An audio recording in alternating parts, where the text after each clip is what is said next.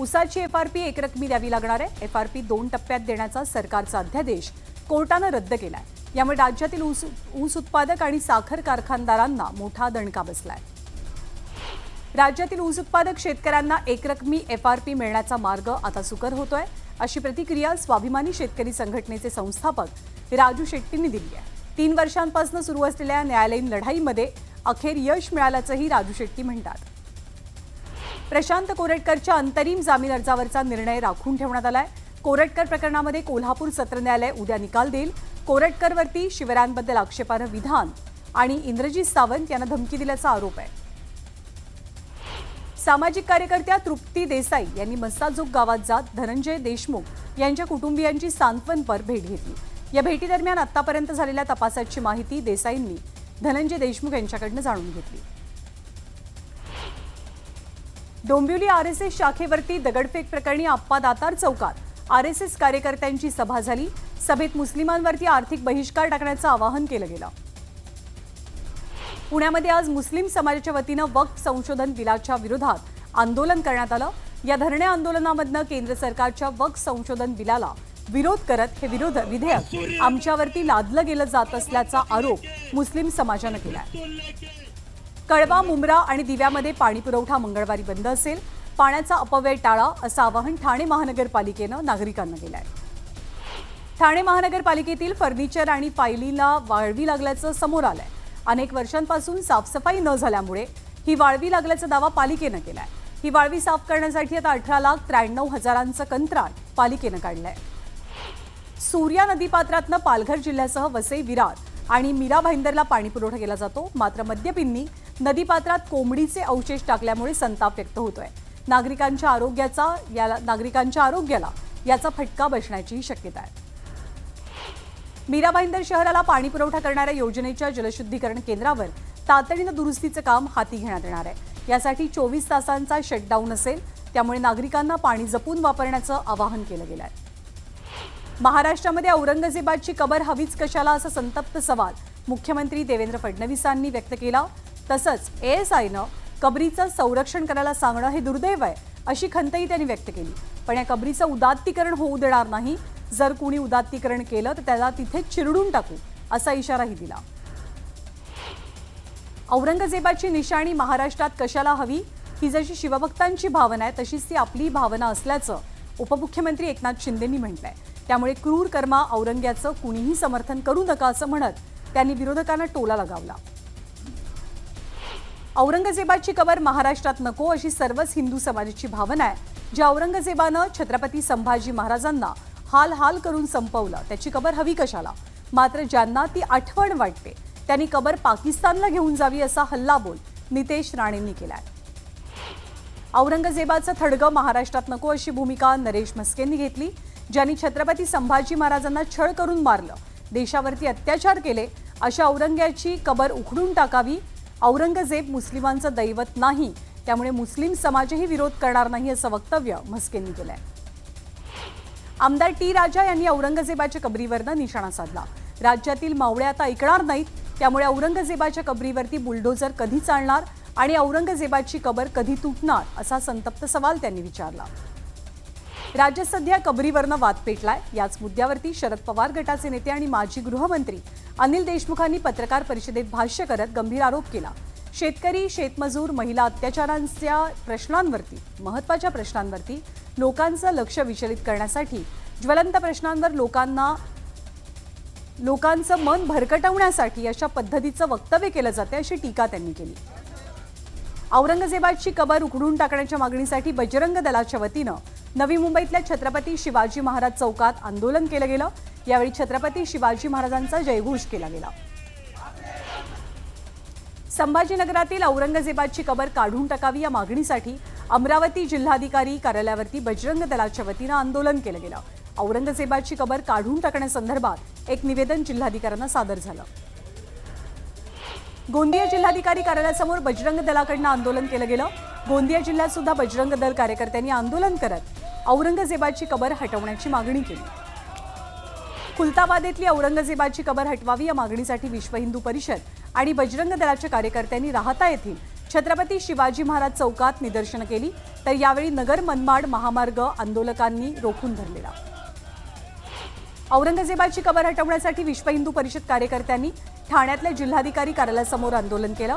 काँग्रेसच्या कार्यकाळात अनेक मान्य नसलेल्या ठिकाणी संरक्षण दिलं गेलं, पण आत्ताचं सरकार हिंदुत्ववादी आहे, ते योग्य निर्णय घेईल, अन्यथा आगामी काळात आम्ही आणखी तीव्र आंदोलन छेडू, असा इशाराही विहिपनं दिलाय. धाराशिवमध्ये औरंगजेबाच्या कबरीवरनं पुन्हा एकदा वाद उफाळला. विश्व हिंदू परिषद आणि बजरंग दल यांनी कबर हटवण्याची मागणी करत प्रशासनाला निवेदन दिलंय. धुळे जिल्हाधिकारी कार्यालयाबाहेर विश्व हिंदू परिषदेकडनं आंदोलन छेडलं गेलं. संभाजीनगर येथील औरंगजेबाची कबर हटवण्याच्या मागणीसाठी आंदोलन पुकारलं गेलं. औरंगजेबाची कबर काढली जावी, अन्यथा बजरंग दल आणि विश्व हिंदू परिषद तिथे कूच करून कबर काढेल, असा थेट इशारा बजरंग दलाच्या कार्यकर्त्यांनी दिलाय. विश्व हिंदू परिषद आणि बजरंग दलाच्या वतीनं अहिल्यानगरच्या जिल्हाधिकाऱ्यांना निवेदन सादर झालं. औरंगजेबाची कबर हटवण्याची मागणी निवेदनातनं केली गेली आहे. हिंगोलीच्या जिल्हाधिकारी कार्यालयासमोर विश्व हिंदू परिषद आणि बजरंग दलाच्या वतीनं निदर्शनं केली गेली. औरंगजेबाची कबर हटवण्याची मागणी करत जोरदार घोषणाबाजी झाली. पालघरच्या जिल्हाधिकारी कार्यालयाबाहेर हिंदू संघटना आक्रमक झाल्या. हिंदूंवरती अत्याचार करणाऱ्या औरंगजेबाची कबर लवकरात लवकर हटवावी, अशी मागणी करण्यात आली.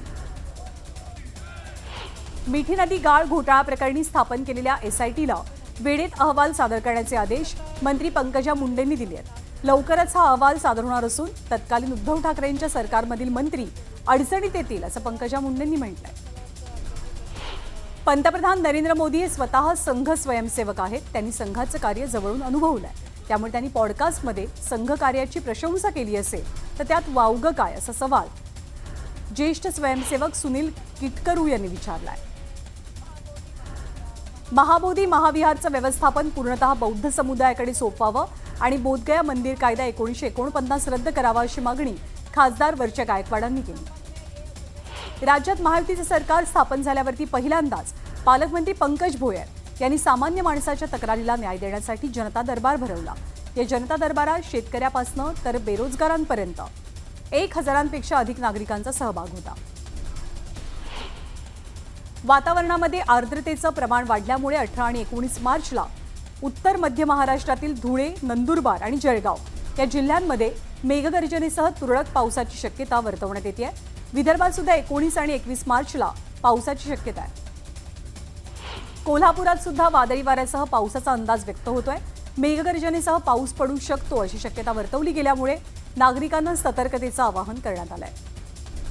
चाळीसगाव कृषी उत्पन्न बाजार समितीमध्ये झालेल्या कांदा लिलावात नवीन लाल कांद्याला 600 ते 1500 रुपये क्विंटलचा दर मिळाला.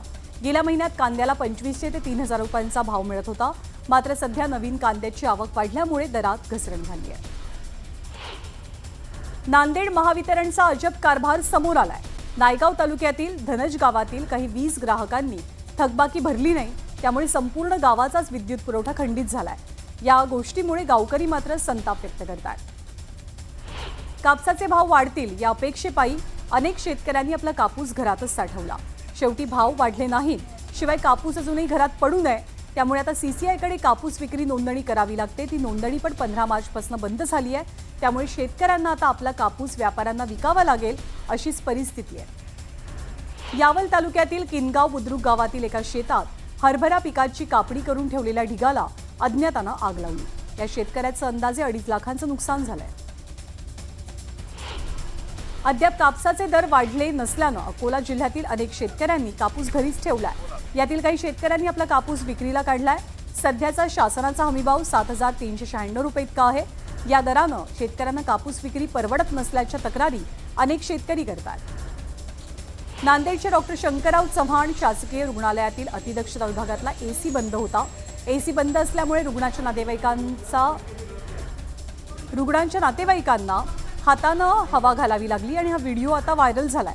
न्यूज 18 लोकमतनं ही बातमी प्रसारित केल्यानंतर रुग्णालय प्रशासनाला जाग आली आणि प्रशासनानं तातडीनं एसी दुरुस्त केले. गुहागर नगरपंचायतीचा बेजबाबदार कारभार पुन्हा एकदा समोर आलाय. संकलित केलेला कचरा योग्य प्रकारे विल्हेवाट लावण्याच्या ऐवजी नगरपंचायतीकडनं तो थेट खड्ड्यात टाकला जातोय आणि जाळला जातोय. रायगड जिल्ह्यातल्या श्रीवर्धन डेपोतनं सुटणाऱ्या एसटी बसला मेंदर्डी गावाजवळ अचानक शॉर्ट सर्किट झाल्यामुळे धूर येऊ लागला. धुराचं प्रमाण वाढत असल्याचं लक्षात आल्यावर प्रवाशांमध्ये घबराट पसरली आणि जीव वाचवण्यासाठी प्रवाशांनी थेट खिडकीतनं उड्या टाकल्या.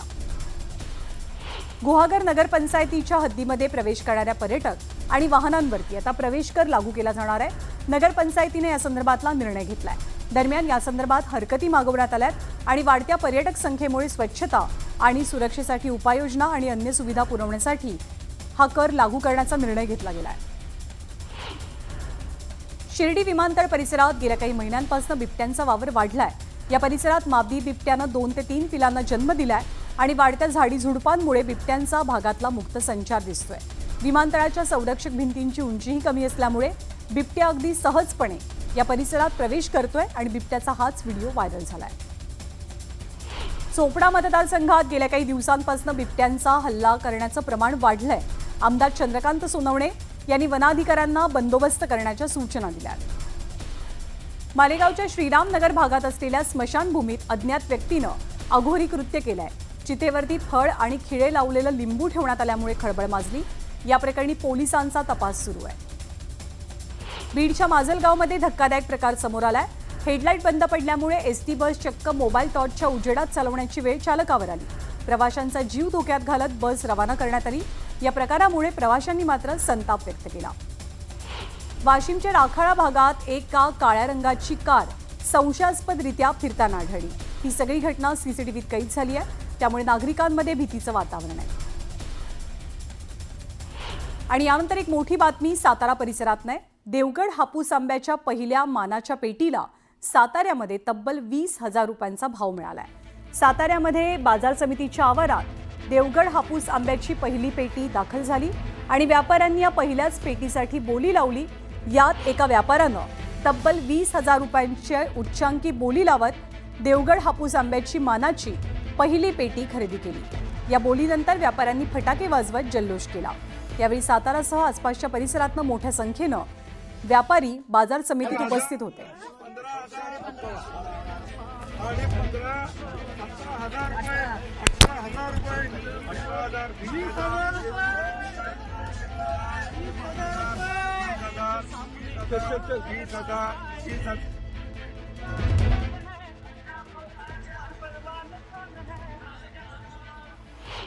बातमी कोल्हापूरमधनं. कोल्हापूरच्या शिवाजी विद्यापीठाचं नाव छत्रपती शिवाजी महाराज विद्यापीठ करावं या मागणीसाठी कोल्हापुरात हिंदू राष्ट्रीय समन्वय समिती आणि हिंदू जनजागृती समितीच्या वतीनं मोर्चा निघाला. मोर्चाच्या पार्श्वभूमीवर पोलिसांनी मोठा बंदोबस्त तैनात केला होता. 15 मार्च 2024चा संच मान्यता शासन निर्णय रद्द करण्याच्या मागणीसाठी धाराशिवच्या जिल्हा परिषदेसमोर शिक्षकांनी धरणं आंदोलन केलं. मागण्या मान्य न झाल्यास तीव्र आंदोलन करण्याचा इशारा शिक्षकांच्या वतीनं दिला गेलाय. नाशिकच्या सिडको परिसरात पाण्यावरनं नागरिक आक्रमक झाले. वारंवार तक्रारी देऊनही आणि आंदोलन करूनही पाणी येत नसल्यामुळे महिलांनी थेट नळाची पूजा केली. नळाला हळदी कुंकू वाहत पुष्पहार अर्पण करून पाण्यासाठी प्रार्थना केली गेली. महाराष्ट्र राज्य प्राथमिक शिक्षक समितीच्या वतीनं शिक्षकांनी नागपूरच्या संविधान चौकात धरणं आंदोलन केलं. मोठ्या प्रमाणात शिक्षकांनी आंदोलनात सहभाग घेतला आणि सरकार विरोधात घोषणाबाजी केली. सोलापूरमध्ये अंगणवाडी सेविका आक्रमक झाल्या. सोलापुरातील झेडपी कार्यालयासमोरील गेटवरती मोर्चा काढत ठिय्या आंदोलन केलं गेलं. अंगणवाडी सेविकांना दिलेली THR सिस्टीम रद्द करावी अशी मागणी करण्यात आली. कोपरगाव तालुक्यातील रवंदे येथील आदिवासी समाजातील कुटुंबांना पाटबंधारे विभागानं अतिक्रमण हटवण्यासंदर्भात नोटीस दिली. आधी या कुटुंबांचा पुनर्वसनाचा प्रश्न मार्गी लावावा आणि नंतर अतिक्रमण हटवावं अशी मागणी एकलव्य संघटनेच्या वतीनं केली गेली आहे. जळगावमध्ये वक्फ संशोधन विधेयकाच्या विरोधात मुस्लिम संघटनांनी निदर्शनं केली. वक्फ विधेयक 2024 तात्काळ रद्द करावं अशी मागणी करत जिल्हाधिकारी कार्यालयासमोर आंदोलन केलं गेलं. परभणी जिल्ह्यासाठी जायकवाडी धरणातून सोडण्यात येत असलेलं पाणी पूर्ण वेगानं सोडण्यात येत नसून त्यामुळे जिल्ह्यातील अखेरच्या गावापर्यंत पाणी पोहोचत नाहीये. याकडे लक्ष देण्याच्या मागणीसाठी शिवसेना उद्धव ठाकरे गटानं जायकवाडी कार्यालयाला टाळं ठोकलं आणि आंदोलन केलं. वर्धेच्या आर्वीमध्ये एका संतप्त शेतकऱ्यानं उपविभागीय अधिकारी कार्यालय परिसरामध्ये तूर, सोयाबीन, कपाशी फेकत सरकारच्या शेतकरी धोरणांच्या विरोधात आंदोलन पुकारलं. पोलिसांना गुंगारा देत शेतकरी बाळा जगताप यांनी केलेल्या आंदोलनामुळे पोलीस आणि प्रशासन दोघांची तारांबळ उडाली। धाराशिव तालुक्यातील कालौदरा गावात एका पवन ऊर्जा कंपनीनं बनावट कागदपत्रांच्या आधारे शेतकऱ्याच्या जमिनीत बेकायदेशीररित्या पवनचक्कीचे पोल उभारल्याचा प्रकार समोर आणलाय। या संदर्भात शेतकऱ्यांना जिल्हाधिकारी आणि पोलीस प्रशासन दोघांकडे तक्रार केली आहे आणि कारवाईसाठी उपोषण सुरू केलंय। हिंगोलीच्या वसमत शहरात बौद्ध अनुयायांच्या वतीनं उपविभागीय अधिकारी कार्यालयावरती मोर्चा काढण्यात आला। बुद्धगया येथील महाबोधी महाविहार बौद्धांच्या ताब्यात देण्याच्या मागणीसाठी हे आंदोलन केलं गेलं। राज्य शासनाच्या कृषी विभागामार्फत आयोजित करण्यात आलेल्या जिल्हा कृषी आणि धान्य महोत्सवाला नांदेडमध्ये चांगला प्रतिसाद मिळाला। पुढील 2 दिवस हा कृषी महोत्सव सुरू असणार असून तज्ज्ञांकडून शेतकऱ्यांना शेतीविषयक मार्गदर्शन केलं जाईल। चोपडा शहरातील गुजरळी भागात राहणारा होतकरू चेतन चौधरी बीएसएफचा जवान मणिपूर येथे कर्तव्य बजावत असताना त्यांचं वाहन दरीत कोसळलं। त्या वाहनात असलेले काही जवान शहीद झाले तर काही जखमी झाले। चेतन चौधरी जखमी झाले होते, त्यांच्यावरती उपचार सुरू असताना त्यांची प्राणज्योत मालवली। लिहाखेडी इथे छत्रपती शिवाजी महाराज यांच्या अश्वारूढ पुतळ्याचं अनावरण झालंय। अब्दुल सत्तार यांच्या हस्ते हे अनावरण करण्यात आलं। वेस्टर्न एक्सप्रेस हायवे येथील छत्रपती शिवाजी महाराज यांच्या पुतळ्याजवळ शिवजन्मोत्सव सोहळा शिवसेना उद्धव बाळासाहेब ठाकरे यांच्या पक्षाकडून साजरा केला गेला। या कार्यक्रमानिमित्त पक्षप्रमुख उद्धव ठाकरे, आमदार आदित्य ठाकरे, खासदार अरविंद सावंत, आमदार सचिन अहिर यांची उपस्थिती होती।